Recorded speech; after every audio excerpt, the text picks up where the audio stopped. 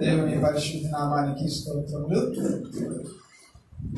సమయంలో దేవుని యొక్క వాక్యాన్ని మనం నేర్చుకుందాము. హల్లెలూయా, హల్లెలూయా. దేవుని నామానికి స్తోత్రం. ఎంతమంది సంతోషంగా ఉన్నారు? ఉన్నారా? అదేంటి పాస్టర్ గారు, మీ సేవకులు అయితే మీరు మమ్మల్ని అడుగుతున్నారని. ఏ రోజైనా కానీ మనందరము కూడా ప్రభువుని బట్టి ఆనందించాలి. అవుతాడు కదా, పౌలు ఏమంటాడు? ప్రభువునందు ఆనందించుడి. ఎందుకు వాళ్ళలో చెప్పుకున్నాడు? మన ఆనందము కొద్దిసేపట్లోనే ఆవిరైపోయింది. ఏది మనం అనుకున్నది, ఆశించింది మన దగ్గర ఉన్నప్పుడు, మనం పొందుకున్నప్పుడు మాత్రమే ఆ సంతోషము లేక ఆనందం ఉంటుంది. కానీ ఏమవుతుంది తెలుసా? దేవుడు యేసుక్రీస్తు ద్వారా మనందరికి ఇచ్చేటువంటి ఆనందము ఆవిరయ్యేది కాదు. నేను చెప్పాను చాలాసార్లు మీకు. సంతోషానికి ఆనందానికి తేడా ఏంటి చెప్పండి? ఏంటి? సంతోషం అనేది పరిస్థితులపైన ఆధారపడి ఉంటుంది. ఇప్పుడు ఆదివారము వచ్చిందనుకోండి. ఆదివారం వచ్చిందంటే, అమ్మ నీ పేరేంటమ్మా? మర్చిపోయాను. హర్షిత. మీ తమ్ముడి పేరు? హర్షితకి అక్షయ్కి ఆదివారం వచ్చిందంటే పిల్లలు కాబట్టి వాళ్ళకి సంతోషం. ఎందుకంటే ఈరోజు చికెన్ ఉంటుంది.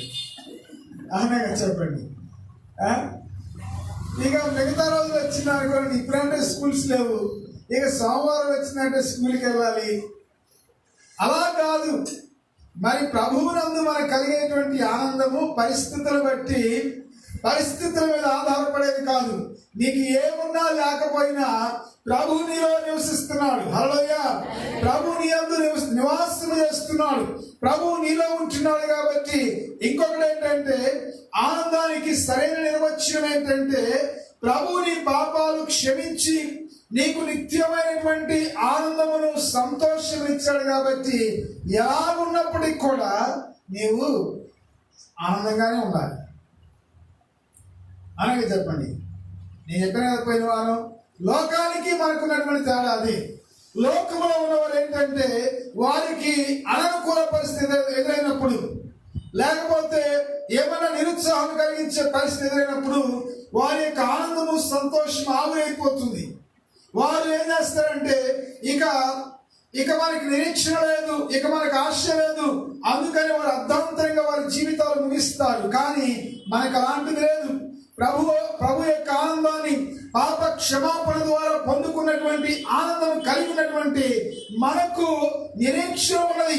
ఏంటా నిరీక్షణ అంటే, ఈ రోజు కాకపోతే వచ్చే రోజు, మరుసటి రోజు దేవుడు నాకు సంతోషాన్ని ఇస్తాడు, నా పరిస్థితులు మారుస్తాడు, నా పరిస్థితిలో మార్పు వస్తుంది అనేటువంటి నిరీక్షణ మనలో ఉన్నటువంటి ప్రభువు మనకు కల్పిస్తాడు. అందుకనే మనం ఎప్పుడు కూడా దేన్ని బట్టి ఆనందించాలంటే ప్రభువుని బట్టి ఆనందించాలి.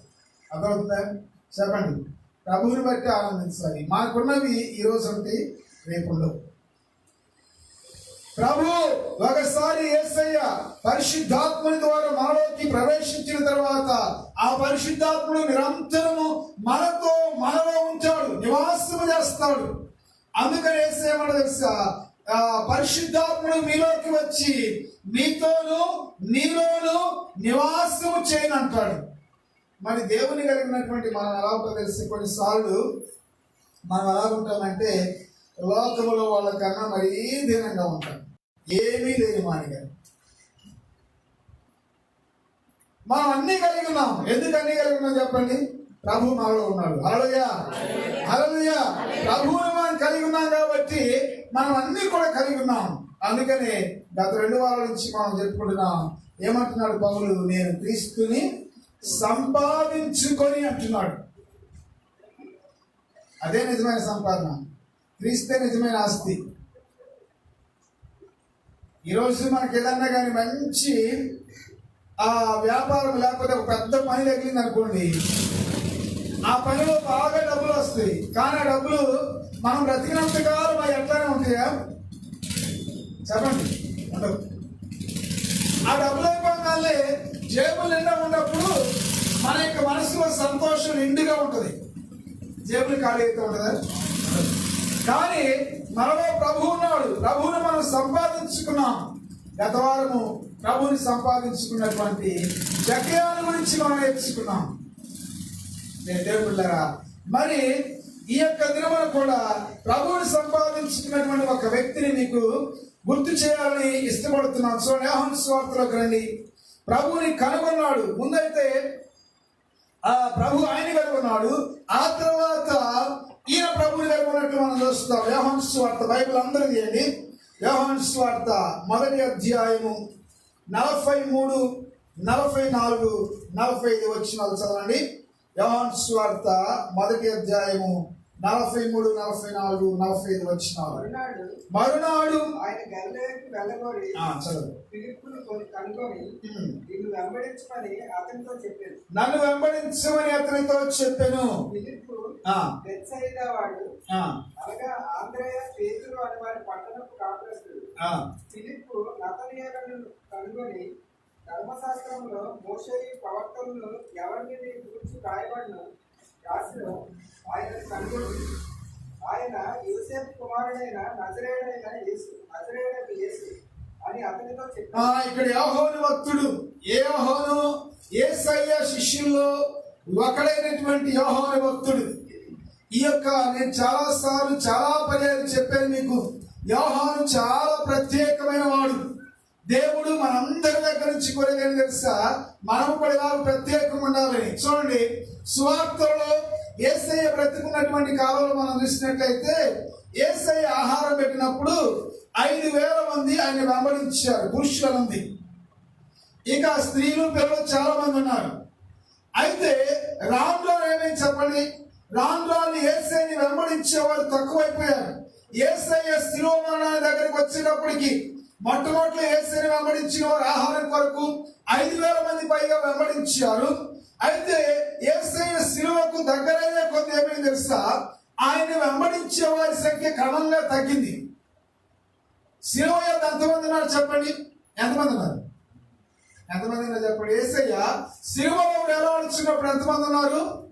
ఒక్కడే ఉన్నాడు. ఆ ఒక్కడే తెలిసే ఈ యోహాను సువార్త రాసిన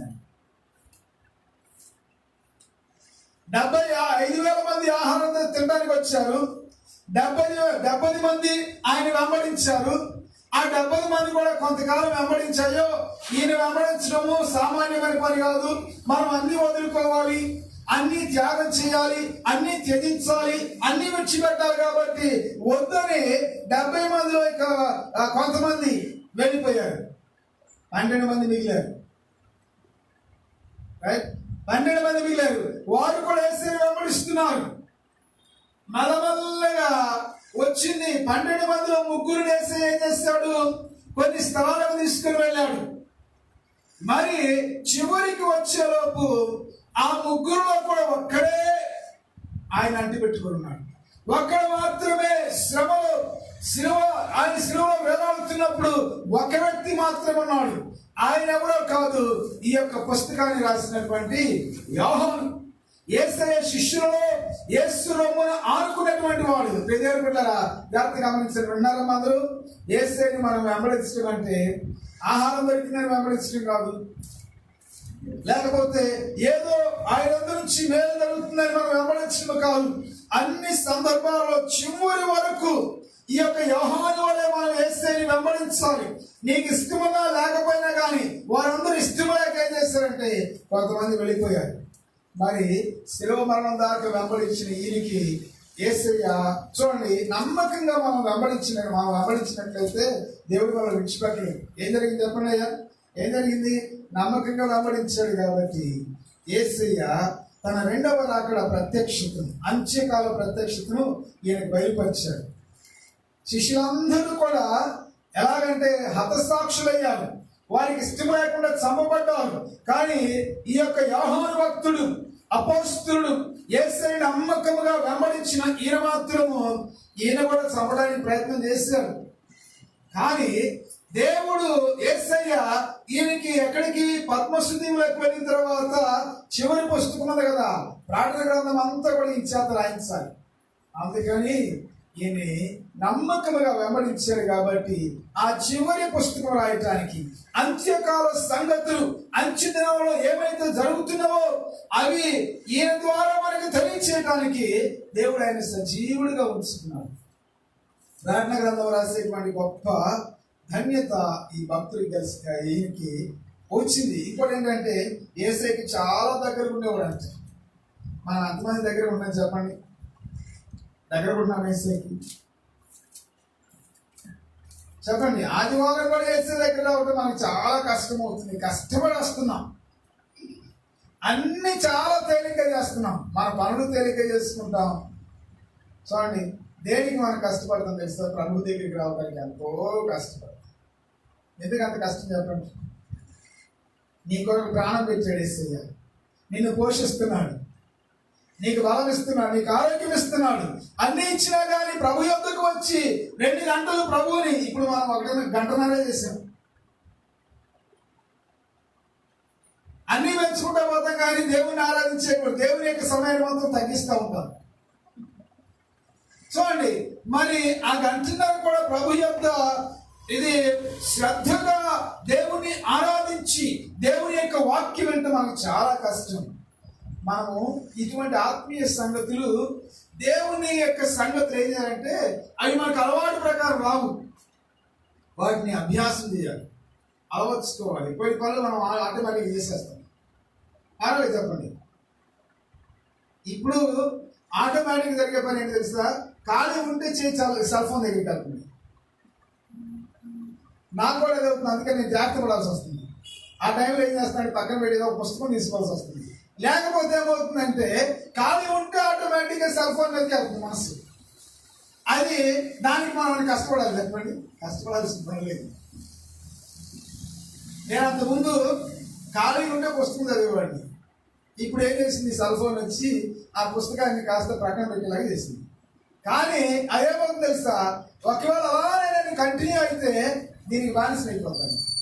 అందుకని కావాలని పుస్తకం తీసుకోవడము,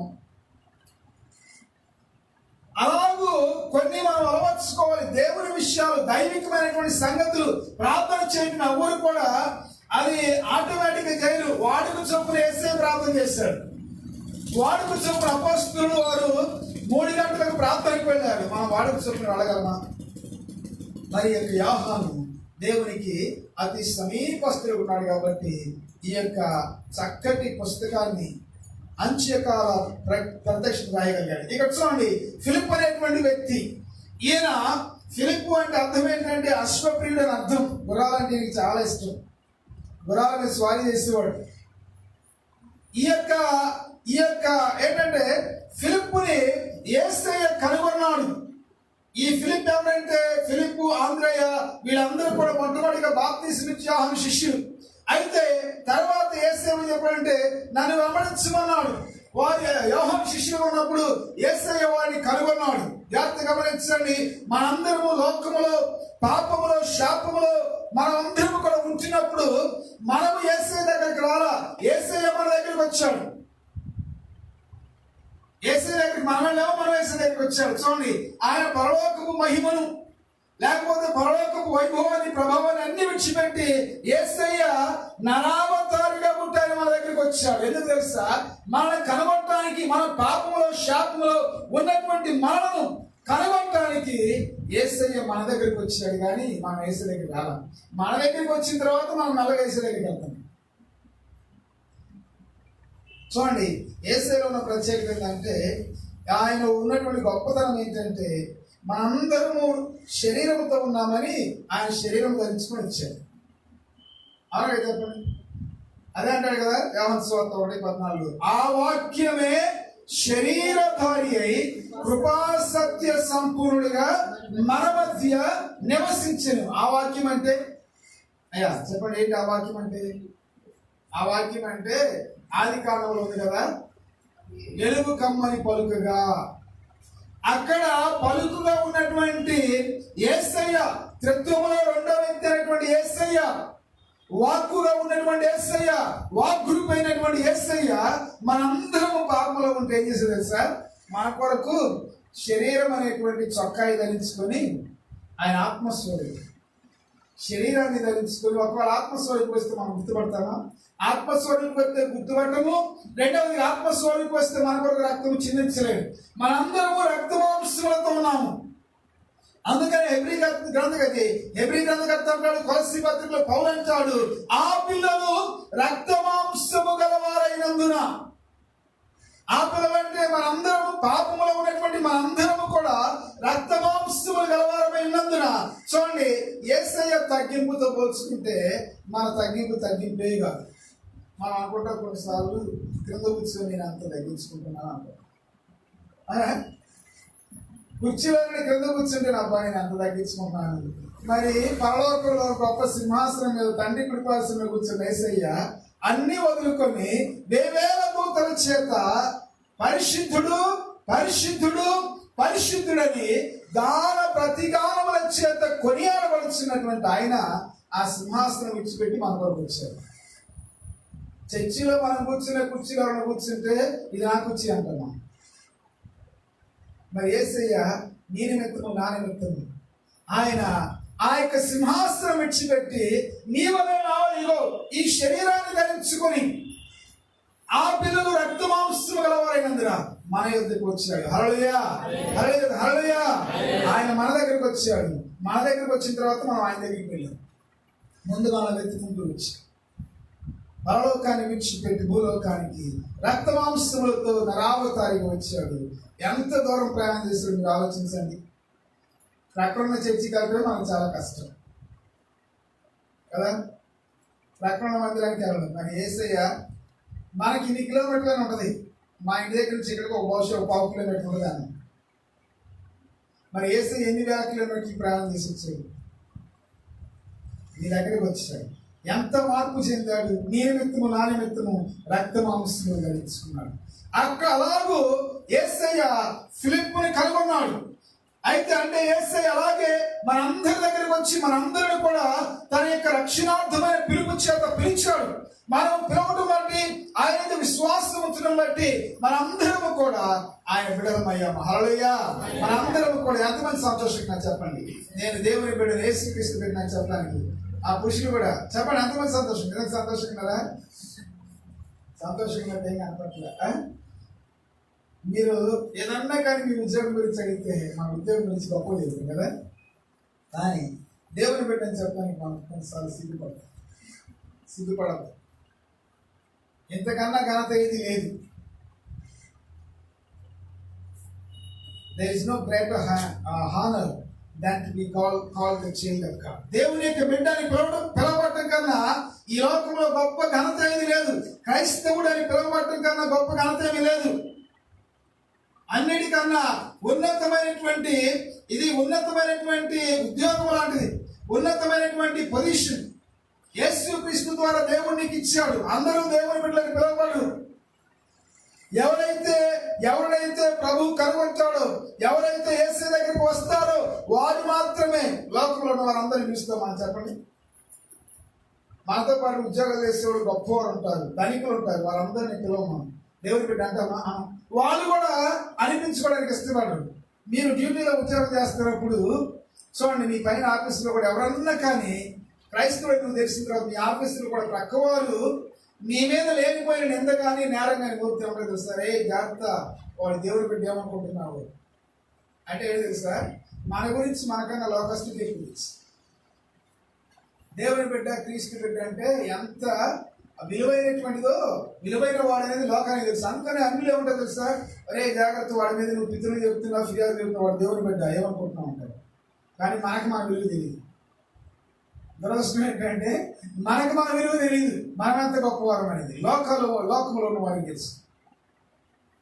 ప్రేమ దేవుని బిడ్డరా, దేవుని దృష్టికి నీవు విలువైనటువంటి వాడు. అందుకని కీర్తనాకారుడు ఏమంటారు తెలుసా, మరణాన్ని గురించి కూడా మాట్లాడుతూ ఆయన దేవుని భక్తుల మరణము ఆయన దృష్టికి విలువైనది. హల్లెలూయా. గట్టి ఎవరు చెబుతున్నారు? హల్లెలూయా. ఇంకా విలువ తెలియట్లేదు మీకు.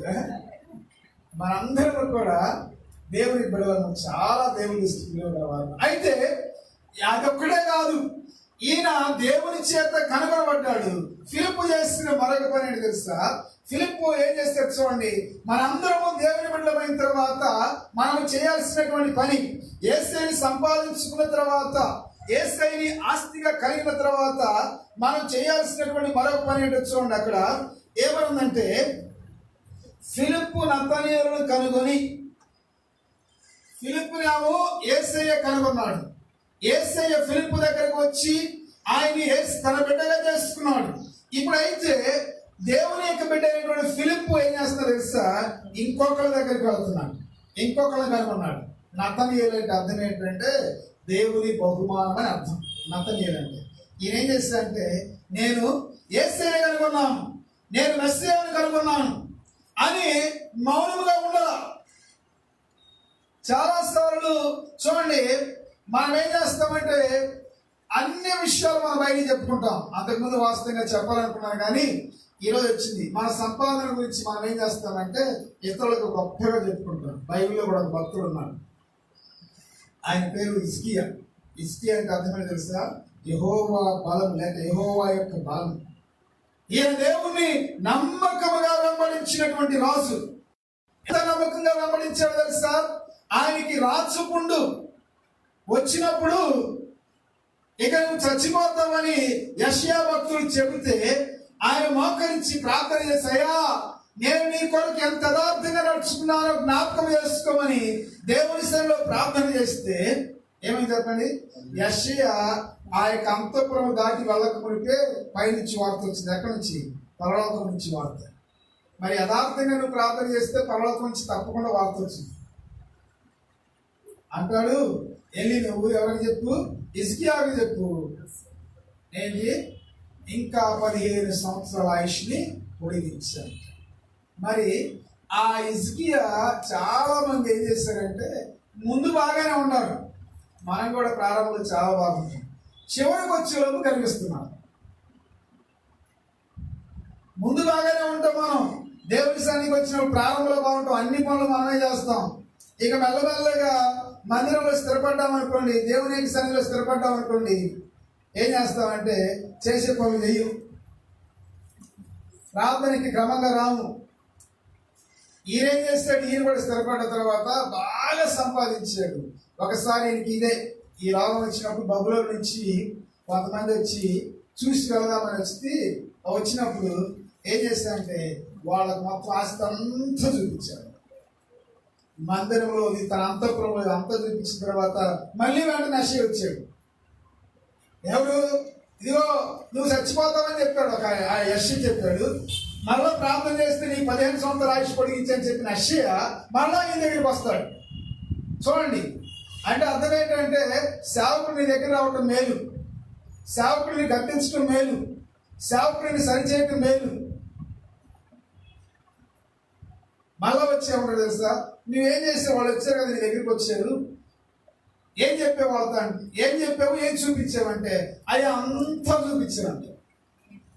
అప్పుడు అంటాడు, ఏమీ రాసుకోకుండా అంతా చూపించావు, ఇదిగో నువ్వు చూపించిన దానికి తప్పకుండా పరిణామం ఫలితం ఏం తెలుసా, బబులోను వారు వచ్చి మొత్తము తీసుకుని వెళ్ళిపోతారు. ఒకసారి మనకు ఆస్తి ఉంటే నేను గొప్ప ఎంత ధనవంతుడు ఎంత ఆస్తిపరని చూపించుకోవడానికి ప్రయత్నం చేస్తా ఉంటాను. నీవు ఆస్తిని చూపిస్తున్నావు లేదో నాకైతే తెలియదు, కానీ ఒకవేళ చూపించావు అనుకోండి ఏమవుతుంది చెప్పండి, కొంతమంది ఏం చేస్తారు, కొంతమంది సంతోషపడతారు, మరి కొంతమంది అయితే అసూయపడతారు, మాకు లేదే ఈయనకున్నది. అందుకే కొన్నిసార్లు ఏం చేయాలంటే మనం దాచుకోవడమే మేలు. ఇక్కడ ఈయన అంతా చూపించాడు, మొత్తం అంతా తర్వాత బబులోను వారు వచ్చి అంతా కూడా తీసుకుని వెళ్ళారు. అయితే ఇక్కడ ఫిలిప్పు అక్కడ దాచుకోలే. మనం దాచుకోకూడదు ఏంటి తెలుసా, నీవు మెస్సీయను కనుగొన్నావు కాబట్టి ఆ వార్త దాచుకోకూడదు. వెళ్ళేం చెప్తున్నాడు అంటే, ఇదిగో నేను మెస్సీయను కనుగొన్నాను, ఎవరి కొరకైతే ఎదురు చూస్తున్నానో ఆ రక్షకుని నేను తెలుసుకున్నాను, ఇదిగో ఈయన రక్షకుడు అంటే వెళ్ళేం చేస్తాడంటే ఈయన ఏం చేస్తాడు, నతనయేలును యేసయ్య దగ్గర తీసుకొచ్చాడు. చాలా కాలం నుంచి మనం దేవుని మందిరానికి వస్తాం. 10 సంవత్సరాలు చర్చేవాళ్ళు ఉన్నారు. ఎంతమందిని ప్రభు దగ్గరికి నడిపించారు, ఎంతమందిని ప్రభు పాదాల దగ్గరికి నడిపించారు, ఎంతమంది? నేను పర్సనల్ అడగను, మీరే ప్రశ్న వేసుకోండి. ప్రభు దగ్గర నడిపిస్తున్నాను. మనం మన స్నేహితులు అంటే మనం పరిగెత్తా ఉంటాం. ఇక్కడ ఫిలిప్ ఏం చేస్తుందంటే మెస్సియాని కనుగొని, మెస్సియా ఈయనే లోకరక్షకుడు, ఇదిగో మనం ఎదురు చూస్తున్న వ్యక్తి ఈయన ఏం చేస్తాడంటే మరొక వ్యక్తిని యేసు దగ్గర పట్టుకొచ్చాడు. నీవు దేవుని మందిరానికి నువ్వు ఎంతకాలం ఒంటరిగా వస్తాయి చెప్పండి? ఏ ఒక్క వ్యక్తిని కూడా కనీసం యేసు దగ్గర తీసుకురాకుండా ఎంతకాలం నువ్వు ఒంటరిగా వస్తావు? ఏదన్నా ఫంక్షన్కి వెళ్ళేటప్పుడు మనం ఒంటరిగా వెళ్ళాలి, ఎంత ముగ్గురు తీసుకున్నాను అలాగే చెప్పండి. పార్టీకి వెళ్ళేటప్పుడు మరి నువ్వు మందిరానికి వచ్చేటప్పుడు 20 సంవత్సరాలు 30 సంవత్సరాలు ఒంటరిగా వస్తే స్వార్థ ప్రకటించకుండా పరలోకంలో నీకు బహుమానం అర్థం చెప్పండి. పరలోకంలో నేను ఒక మాట్లాడుతాను, మీలో ఎంతమందికి బోడిగుండ్లు కావాలి చెప్పండి? పరలోకం కావాలా? నాకు బోడిగుండ్లు వద్దన్నా కూడా చేతులెత్తండి. దీన్ని కూడా ఎవరెత్తట్లా? Very good. అయితే కనీసం ఒక్కరినన్నా ప్రభేదం తీసుకోండి. ప్రభేదం తీసుకురామంటే వేరే చర్చికి వెళ్ళేవాళ్ళం కాదు, యేసుని అంగీకరించిన వాళ్ళు సువార్త చెప్పండి. ఒకవేళ వేరే చర్చికి వెళ్ళే వాళ్ళు ఎక్కడికి వెళ్ళకపోతే కొత్తగా వచ్చిన వాళ్ళని ఈరోజు మా క్రింద నేను బైబిల్ పట్టుకొని వస్తున్నప్పుడు చూసి, అయ్యా మీ క్రైస్తవులు అన్నారు. క్రైస్తవులే కదా, నేను పాస్టర్ కూడా అన్నాను. చర్చి ఎక్కడ ఉన్నారంటే నేనేమి చర్చి చూపెడతాను అమ్మని నేను చెప్పాను. మరి ఈరోజు అయితే వాళ్ళు రెడీ కాదు. అలాంటి వారు కొత్తగా వచ్చి మందిరం కోసం ఎత్తుకునే వాళ్ళని తీసుకునండి, పర్వాలేదు. కానీ నీవు స్వార్థ ప్రకటించి ఒక అన్యుడికి స్వార్థ ప్రకటించి ఆయన ప్రభు తీస్తావు. యేసుని కనుక్కుంటే చాలు, యేసుని తెలుసుకుంటే చాలు, ఇతరులకు తెలియచేయాలి. ఫిలిప్పు ఏమంటున్నాడు? చదవండి ఆ మాట. ఏమంటున్నాడు చూడండి. ఏమంటున్నాడంటే, ఫిలిప్పు నతనయేలును కనుగొని ధర్మశాస్త్రములో మోషేయు ప్రవక్తలను ఎవరి గురించి వ్రాసెనో ఆయనను కనుగొంటిని. మనం అందరం ఎదురు చూస్తున్న ఆయన కోసమే కదా. ఇదిగో ఆయన నేను కనుగొన్నాను, నువ్వు కూడా ఆయన దగ్గరికి రా. బిడ్డారా, ఈ యొక్క రక్షణ సంతోషాన్ని, రక్షణ ఆనందాన్ని నీకు మాత్రమే పరిమితం చేసుకోవద్దు. నువ్వు స్వార్థ ప్రకటించాలి, ఇతరులని ప్రభు యందుకు ఆకర్షించాలి. మనం అన్నీ చెప్తా ఉంటాం. నేను బండి కొనుక్కున్నానని చెప్తాను. నిన్న మా ఉదయం కొడుకు ఒకడు ఫోన్ చేసి అంకుల్ ప్రార్థన చేయండి అన్నాడు. ఏంటో ప్రార్థన? వాడు ఫోన్ కొనుక్కున్నాడు, కొత్త ఫోన్. ఆడంతా మహా అయితే 12 సంవత్సరాలు 13 సంవత్సరాలు ఉంటాడు. చదువుతున్నాడు 13 సంవత్సరాలు. ఆడికి ఫోన్ వచ్చేవాడు అంత సంతోషం చూడండి. మొత్తం అంతా వాడి కాంటాక్ట్స్ ఉంటే అందరికీ చెప్తారు. మరి సంతోషకరమైన వార్త ఇతరుల జీవితాలకు సంతోషాన్ని, ఆనందాన్ని తీసుకొచ్చేటువంటి ఈ రక్షణ సువార్త మనం చెప్పలేదు. దీన్ని మనం దాచుకుంటున్నాం. ఇది మనం దాచుకునేది కాదు, ఇతరులకు తెలియచేయాలి. వారు విన్నా వినకపోయినా కానీ, అయ్యా నేను యేసుని నమ్ముకున్నాను. మరి అంతకుముందు చాలా మంది విదేశీయులు వచ్చి మనకి సువార్త ప్రకటించారు కాబట్టి ఈ దినం మనం రక్షించబడ్డాం. ఎవరో నీకు సువార్త చెప్పారు కాబట్టి నువ్వు దేవుని యొక్క మందిరంలోకి వచ్చావు. ఎవరో నీకు స్వార్థ చెప్పారు కాబట్టి రక్షించబడ్డావు. మరి నీ పొరుగు వారు స్వార్థ లేకుండా, రక్షణానందం లేకుండా ఉంటావు. నీకు ఇష్టమా? నేను దేవునికి స్వార్థ ప్రకటించాను. ఒకటి, ఫిలిప్పు రక్షకుని కనుగొన్నాడు. కనుగొంటమే కాకుండా ఆ రక్షకుని గురించి తన స్నేహితులకు తెలియజేస్తాడు. మూడవదిగా ఫిలిప్లో ఉన్నటువంటి మంచి లక్షణం ఏంటో చూడండి. అక్కడ ఏమని తెలుసా? ధర్మశాస్త్రంలో మోషేయు ప్రవక్తలు. అంటే ఈయన ఎవరు? ఈయన బైబిల్ బాగా చదివేవాడు. ధర్మశాస్త్రము మోషేయు ప్రవక్తలు చెప్పినటువంటి ఈయన గురించి బైబిల్ చదవకపోతే ఎవరు తెలుసు చెప్పండి? నేను అడగను, మిమ్మల్ని మీరు ప్రశ్న వేసుకున్నాను. ఎంతమంది బైబిల్ చదువుతున్నారు? ఈరోజు ఎంతమంది లేచి బైబిల్ చదివారు? మిమ్మల్ని మీరు ప్రశ్న వేసుకున్నాం. మనందరం దేవుని పెట్టలేము. మరి ప్రతిరోజు మనం ప్రార్థన చేస్తున్నాం, బైబిల్ చదువుతున్నాము. ఈయన చూడండి ఏమన్నా తెలుసా? మామూలుగా చెప్పట్లేదు. ధర్మశాస్త్రములు ప్రవక్తలు. మరి అవి తెలియాలంటే ఏం చేయాలి? పాత నిబంధన గ్రంథం చదవాలి. పాత నిబంధన గ్రంథంలోనే ఆ ధర్మశాస్త్రం అంటే 5 పంచకాండాలు, ప్రవక్తల గ్రంథాలు ఉన్నవి. అవన్నీ చదివితే గాని ఈ మెస్సేజ్ ఎవరో తెలియదు. ఈయన చూడండి ఎంతగా మొట్టమొదటి యేసు దగ్గరికి వచ్చాడు. యేసయ్య దగ్గరికి రావటమే కాదు, యేసయ్య దగ్గరికి ఒక వ్యక్తిని నడిపించాడు. మూడవదిగా ఆ యేసయ్యని గురించి ఏ పుస్తకం అయితే తెలియజేస్తుందో ఆ పుస్తకాన్ని చదువుతున్నాడు. బైబిల్ చదివాడు. మనం బైబిల్ చదువుతున్నామా? అన్ని పుస్తకాలు చదువుతాం. బైబిల్ చూడండి, మన జీవితాలను మార్చేది ఈ వాక్యములో ఉన్నటువంటి గొప్పతనం, దీనిలో ఉన్నటువంటిది ఇంకెక్కడ దొరకదు. ఒక భక్తుడు ఏమన్నాడు, కొన్ని పుస్తకాలు మనం ఏం చేస్తాయంటే, కొన్ని పుస్తకాలు మనకు జ్ఞానాన్ని ఇస్తాయి, కొన్ని పుస్తకాలు మనం చైతన్యపరుస్తాయి, కానీ ఒకే ఒక పుస్తకం మనం మార్చేది, మన జీవితాలు మార్చేది ఒకే ఒక పుస్తకం ఇదే. మరి ఆరోగ్యమూర్తి గారు ఈ పుస్తకం చదివే బ్రాహ్మణ కుటుంబంలో కూర్చాడు. ఆరోగ్యమూర్తి గారు ఈ పుస్తకం చదివి ఎందుకు చదివాడు చెప్పండి? తప్పులు పట్టుకుందామని చదివాడు. ఎట్లయినా కానీ ఇదిగో క్రైస్తవులు చదివేటువంటి ఈ గ్రంథము తప్పులతో కూడింది అని లోకానికి చాటి చెప్పడానికి ఏం చేస్తాడంటే, ఆయన ప్రతిరోజు బైబిల్ ఇవ్వడాడు. ఒక మిషనరీకి ఏం చేస్తాడంటే, తెలుగు నేర్పడానికి, తర్వాత తెలుగులో అనువాదం చేయడానికి ఆయన కుదిరాడు. మరి అట్లా బైబిల్ చదువుతున్నప్పుడు చివరికి ఈయన తప్పులు పట్టుకోవడం కానీ ఈయన తప్పు బైబిల్ మరి రక్షించబడ్డాడు. ఎంత అద్భుతమైన స్వార్థ చెప్పారు చూడండి. ఈ రోజుల్లో ఆ రోజుల్లో మనకు టీవీ లేవు. 7:30 అయిందంటే 7 అయిందంటే మా చిన్నప్పుడు అందరూ రేడియోలు కట్టుకుపోయేవాళ్ళు. ఎందుకంటే ఆరోగ్యమూర్తి గారు వాక్యం వచ్చేది. ఇప్పుడు టీవీలో అంటే అందరూ చెప్తున్నారు అనుకోండి. ఇప్పుడు చిన్నపిల్లలు కూడా చెప్తున్నాడు, అక్షయ్ కూడా చెప్తాడు రేపు అవకాశం లేదండి. ఈ వాక్యానికి విలువ ఉంటుంది.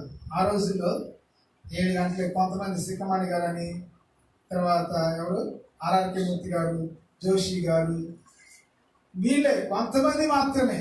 ఆర్ఆర్కేమూర్తి గారు ఎవరి చనిపోయేంత వరకు దేవుని వాక్యం ఆయన స్వరంలో మార్పు ఏం లేదు, కంగుమంటూ ఉండేది. చక్కగా బైబిల్ అంతా 2-3 సార్లు పూర్తి చేశాడు. అలాంటి ఆయన ఎలాగూ ప్రభు యొద్దకు వచ్చాడు. ఇదిగో ఈ బైబిల్ చదివాడు, ఈ జీవ గ్రంథాన్ని చదివాడు, ఈ పరిశుద్ధ గ్రంథాన్ని చదివాడు. మనం ప్రభు యొద్దకు వచ్చాం. వచ్చిన తర్వాత నిన్ను బ్రతికించేటువంటి యొక్క జీవపు వాక్కు చదువుతున్నావా? జీవ గ్రంథాన్ని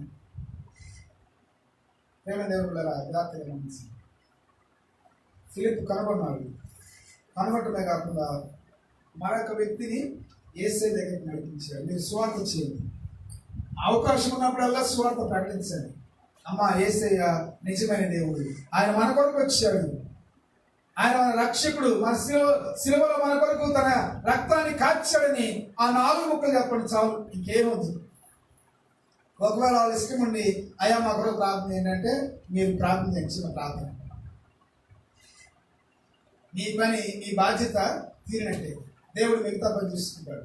ఒకవేళ వాళ్ళు ఇష్టం ఉన్నట్లయితే మీ ఫోన్ ఇవ్వచ్చు, ఈ ఫోన్ నెంబర్ కాంటాక్ట్ అయితే మాకన్నా పరిచయం చేయొచ్చు, మన స్వార్థ ప్రకటించాలి. పౌలు ఏమంటున్నాడు? అయ్యో స్వార్థ ప్రకటించిన నాకు. మూడవదిగా మా బాధ్యత ఏంటంటే ఇది చదవాలి. కొంతమంది పేపర్ మొత్తం నమిలి పడేస్తారు. నేను చిన్నప్పుడు నమిలేవాడు, ఇప్పుడు కాదు. పేపర్ మొత్తం నమిలేస్తారు. ఆ చివరి నుంచి అక్షరం బాగుండి. ఇప్పుడు పెద్దవాళ్ళు ఉన్నారనుకోండి, రిటైర్ అయిన వాళ్ళు, వాళ్ళకి పాపం ఏది తోస్తుంది టైం. ఆ చదివిన పేపరే 2-3 సార్లు చదువుతారు. మరి మనం బైబిల్ చదవమనండి, బైబిల్ అంత ఆసక్తిగా అంత శ్రద్ధగా చదవమనండి, చదవరు. మనకి నిద్ర ఎప్పుడు వచ్చింది తెలుసా? ఏది చదివినా ఏది చూసి నిద్ర రాదు. వాక్యం వినేటప్పుడు నిద్ర వచ్చింది, బైబిల్ చదివేటప్పుడు నిద్ర వచ్చింది కదా. ఎందుకు? సాతాను ప్రక్కనే ఉంటాడు. మనం వాటిని జయించి దేవుని వాక్యం ఒక నిర్ణయం చేసుకోండి. ఈ రోజున నువ్వు ప్రభు చేత కనుగొనబడ్డావు. ప్రభు కనీసం ఒక్కడన్నా నీ ఎదురు నడిపిస్తాను. సంవత్సరానికి ఒక్కరిని ఒక 5 టార్గెట్గా పెట్టుకొని వారి కొరకు ప్రార్థన చేయండి. అన్యుల కొరకు చేసి వారిని అవకాశం ఉన్నప్పుడు మీ స్నేహితులు, మీకు చాలా మంది అన్యుల స్నేహితులు ఉన్నారు. స్నేహదేశంలో మన సంఘం తిట్ట అక్కడ వరకే పరిమితం కాబట్టి వాళ్ళ ప్రభు గురించి ప్రభు ఎదురు నడిపిస్తేనే నీకు విలువ. పరలోకంలో నీకు బహుమానం ఉంటుంది. ఇక్కడ నీకు ఫుల్ దుట్టున్నా కానీ నాకేం పర్లేదు, ఇక్కడ చుట్టూ లేకపోయినా పరలోకంలో నాకు చాలా కిరీటాలు ఉన్నాయి. చాలా మందికి సువార్త చెప్పాను, చాలా మీ అందరికి మీరు చాలా మందికి బాప్తీసం ఇచ్చారు కాబట్టి ఎక్కడికి లేకపోయినా నాకేం పర్లేదు, పరలోకంలో మాత్రం కిరీటాలు ఉన్నాయి. మరి మీ కిరీటాలు వద్దా? నాకే కాదు, మీకు కూడా కావాలి, విశ్వాసులు కూడా కిరీటాలు కావాలి. అందుకని సువార్త ప్రకటించాలి. మూడవదిగా ఏం చేయాలి? దేవుని వాక్యాన్ని చదవండి. దేవుని యొక్క వాక్యాన్ని చదవండి. వింటారా? యవనస్తులు, పెద్దవాళ్ళందరూ వింటారా?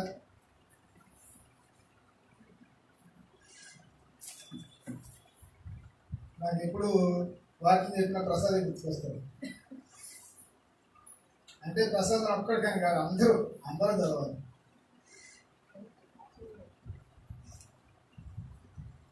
నేను ఈరోజు కొంచెం రాత్రి నిద్రపాటికి లేట్గా లేచాను.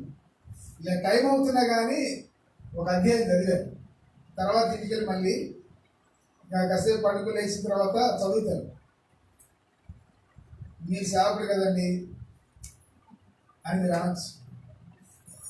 మీకు మరి ఈరోజు భోజనం చేయకుండా మనం ఉండగలమా? ఉండలేదు. ఇది ఆత్మీయ ఆహారం. దేవుడు మనతో మాట్లాడతాడు. 3 పనులు మీరు చేయాలి. ఒకటి ఏసైని మీరు కనుగొన్నారు, ఆల్రెడీ సంపాదించుకున్నారు. ఏసైని కలిగి ఉన్నారు. అమ్మా మృతమా, ఈ ఆస్తి కన్నా ఇంకా మించిన ఆస్తి ఏది లేదు. మనం ప్రాకులాడి ప్రయాసపడి ఆరోగ్యాలు పాడు చేసుకొని, ఓటీలు చేసి ఆరోగ్యాలు పాడు చేసుకొని, ఆ ఓటీ డబ్బులను ఎందుకు హాస్పిటల్లో పెట్టడం? చెప్పండి.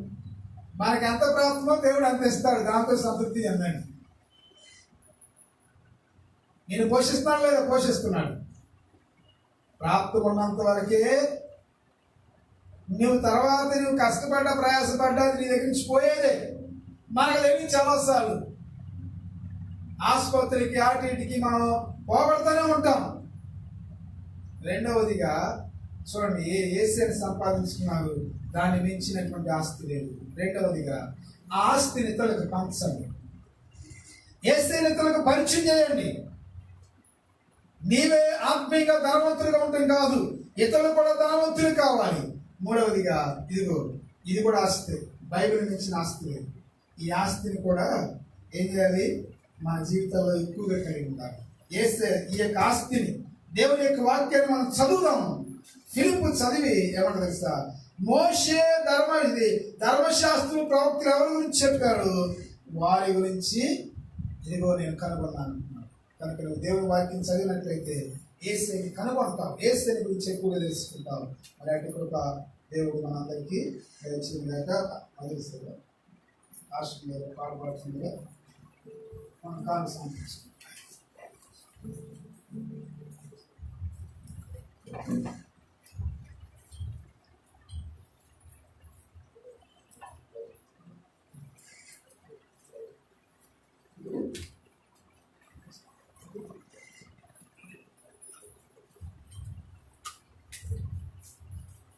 దేవుని పరిశుద్ధ స్తోత్రం. మన దేవుని సన్నిధిలో మనం కూడా మరి ఆయన వెంబడిస్తానని తీర్మానం చేసుకున్నాము. మనం అన్నిటికీ సమయం ఇస్తాము, అన్నిటికీ ప్రాముఖ్యత ఇస్తాను, కానీ దేవుని సన్నిధికి మనం ప్రాముఖ్యత ఇవ్వలేకపోతున్నాము. ఏదేమైనప్పుడు కూడా నిజమైన ఆయన మనం కనుగొన్నాము. మనం ఇతరులకు కూడా ఆ రుచిని మనం పంచేవారిగా మనం ఉందాము. జీవితాంతము వరకు నేను సేవ సలుపుతున్నట్టుని అని పాడుకుంటూ ప్రభునామాన్ని ఎంతో నామంగా తీర్మానం చేసుకుంటూ పాట ఆలకించండి. జీవితాంతము వరకు నీకే సేవ సల్పుదునంటిని, జీవితాంతము వరకు నీకే సేవ సల్పుదునంటిని. నీవు నాతో నుండి ధైర్యం ఇచ్చినడుపుము రక్షకా, నీవు నాతో నుండి ధైర్యం ఇచ్చినడుపుము రక్షకా.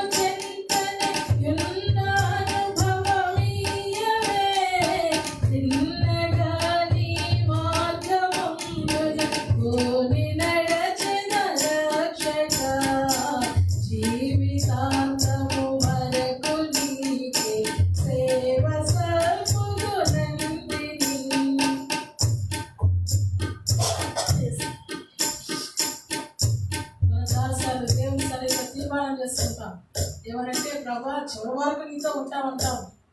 అన్ని వేళలా మాకు తీర్మానం ఉండదు. అన్ని వేళలా నీ చెంత నేను ఉంటాను, నువ్వు నాతో ఉన్నాను నువ్వు అని దేవుని మనం నిత్యం అడగాలి. నేత్రములు మీరు మీట్లు కొలిపెడి చిత్ర దృశ్యములున్నను. నేత్రములు మీరు మీట్లు కొలిపెడి చిత్ర దృశ్యములున్నను. శత్రువగు సాతాను గర్వను చాలు నీ కృప రక్షక. శత్రువగు సాతాను గర్వను చాలు నీ కృప రక్షక. జీవితాంతము వరకు నీకే సేవ సల్పుదునంటిని. నీవు నాతో నుండి ధైర్యము నీచి నడుపుము రక్షక. నీవు నాతో నుండి ధైర్యము నీచి నడుపుము రక్షక. హల్లెలూయా. దేవుని బిడ్డలారా, కనులు వేయండి. మనం చాలాసార్లు దేవునితో ఒడంబడిక చేస్తాం, ఆయన వెంబడిస్తానని, ఆయన మార్గంలో నేను ఉంటానని. అన్ని సమయాల్లో ఆయనతో మనం ఉండలేకపోతున్నాం. అన్నిటికీ సమయం ఇస్తున్నాం, అన్నిటికీ ప్రాముఖ్యత ఇస్తున్నాం. దేవుని మనం నిర్లక్ష్యం చేస్తున్నాం. దేవునికి ఇవ్వాల్సిన సమయము, ఘనత, ఖ్యాతిని ఇవ్వలేకపోతున్నాం. ఆయనతో మాట ఇస్తున్నాం, బయటికి వెళ్ళగానే మన సొంత ఆలోచనతో జీవిస్తూ ఉన్నాం. మన నేత్రాలు విరుగుట్లు వెలుపవి ఎన్ని ఉన్నప్పుడు కూడా దేవుని మాటకి మనం లోబడతాం. లోకము మనం ఆకర్షించేదే కానీ అది నాశనానికి నడిపించేది. దేవుని వైపు చూస్తూ మనం ముందుకు సాగుదాం. క్రీస్తుని మనం సంపాదించుకొని మనం పోగొట్టుకోకుండా ఇతరులకు కూడా ఆ రుచిని మరి వారు కనుగొనే విధముగా మన సాక్ష్యాన్ని, మన జీవితాన్ని వారికి అవకాశం ఇద్దాం. ప్రభువా నీకు వందనాలు. అర్పింపబడిన కానుక నీ నామహిమార్థం దేవాని పరిచర్యలో వాడబడగలిగినట్టు సహాయం చేయండి. వారు రాబడిలో నీకు ఇచ్చి ఉండగా మీరు వారికి ఇచ్చిన దాన్ని వారి ఇచ్చి ఉండగా సమృద్ధి ఆశీర్వాదాలతో దీవించండి. వచ్చిన బిడ్డలు దర్శించండి. ఎవరు కూడా ప్రభువా నేను నీకు దూరం కాకుండా నీకు సమీపస్తులకు ఉన్నట్టు సహాయం చేయండి. అంతేకాదు దేవుని సేవకులలో పడి దేవుని సేవకులకు ప్రభువా నైనా అందుబాటులో ఉంటూ దేవా వారికి సహరించే మనసు ప్రతి వారికి కూడా మీరు అనుగ్రహించండి. దేవాయ బిడ్డలు దేవుని కనుగొని దేవునికి నిజమైన దేవుడు అని ఎలుగున్నట్లు సహాయం చేయండి. ఎంతమంది అయితే లేవలో వీక్షిస్తున్నారు మీరందరూ కూడా దర్శించి సమాధానములు, ఆరోగ్యము, ఆయుష్ను అనుగ్రహించి కాపుదల భద్రత ఇవ్వండి. కొంచిన ప్రతిక్రియను కూడా తొలగించి కృపలకు పాత్రలు చేయమని యేసు సర్వశక్తిగా నామమున నడుచున్నాను తండ్రి. ఆమేన్. తండ్రి, కుమార, పరిశుద్ధాత్మ త్రియేక దేవుని దీవెన ప్రత్యేక మనందరికీ సకల పరిశుద్ధులకు సదాకాలం మరి ముఖ్యంగా ఈ వారం అంతా తోడే నడిపించింది. ఆమేన్. అందరికీ వందనాలు. దేవుని దీవించండి.